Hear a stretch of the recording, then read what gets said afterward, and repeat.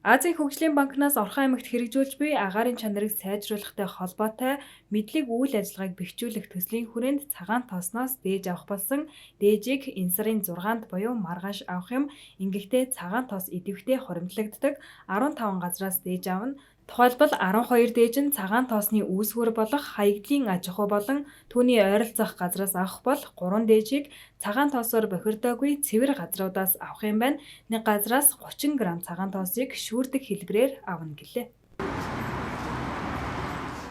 Азийн хөгжлийн банкны санхүүжилтөд хэрэгжиж байгаа одоо агаарын бохирдлыг сайжруулах, мэдлэг мэдээллийг сайжруулах төслийн хүрээнд бол цагаан тостой холбоотой дээж авахар болсон. За энэ нь бол нийтдээ бол хаягдлын далан болон эрдэнэ төвлөрийн орчмын 15 цэгээс бол дээж авч түүний найрлагдах одоо хүнд элементүүд болон шин чанарыг бол тодорхойлох ажил хийхээр болж байгаа.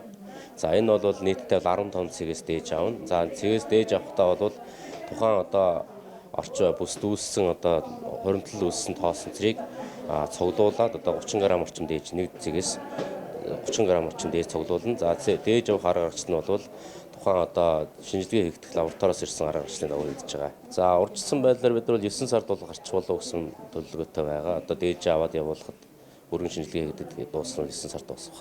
Хангалттай одоо цагаан тос хуримтлагдсан газраас бол бид нар бол дээжний хэмжээг нэмэгдүүлээд одоо 2 өөр лабораторид харьцуулах хэлбэр бол шинжилгээ хийгдэж болно.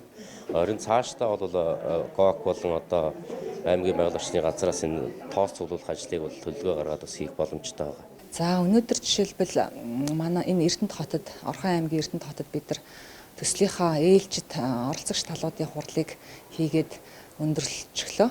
За энэ хурал маань ямар зорилготойгоор зохион байгуулагдсан юм бэ гэхээр манайх 2020 оноос ахуулаад энэ суурин харуулгын хажуудалд агаарын чанарыг хэмжих багжаа суйрлуулсан байгаа.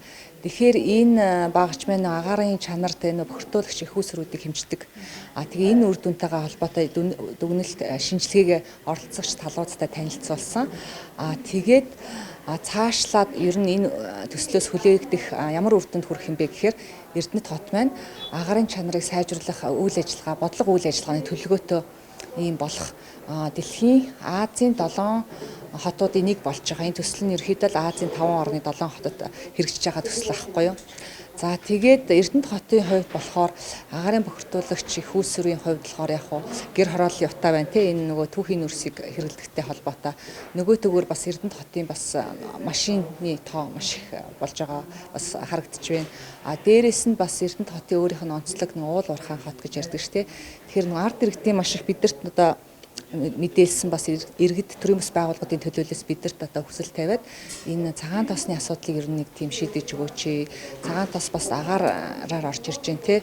Тэгэхээр энэ дээр бид нар яг хуу бас нэг онцгой ач холбогдол өгөөд маргааш бид нар цагаан тоосны дээж авах, сорьц авах ингээд ажлын хэсэг буюу ажиглагч нар тийм иргэний нийгмийн төлөөлөл, байгаль орчин аялал жуулчлалын газар, зохион байгуулагчид, за орчны бохирдлын үндэсний хорооноос бас ингээд төлөөллүүд ирээд бид нар одоо 15 газруудаас сорьц аваад энийг яг төслийн хүрээнд энэ 3 дахь тал буюу тийм нөгөө бие даасан ийм лабораторид шинжилүүлэхээр одоо энэ ажлыг урьдчилан зохион байгуулах гээд ирчихсэн байна.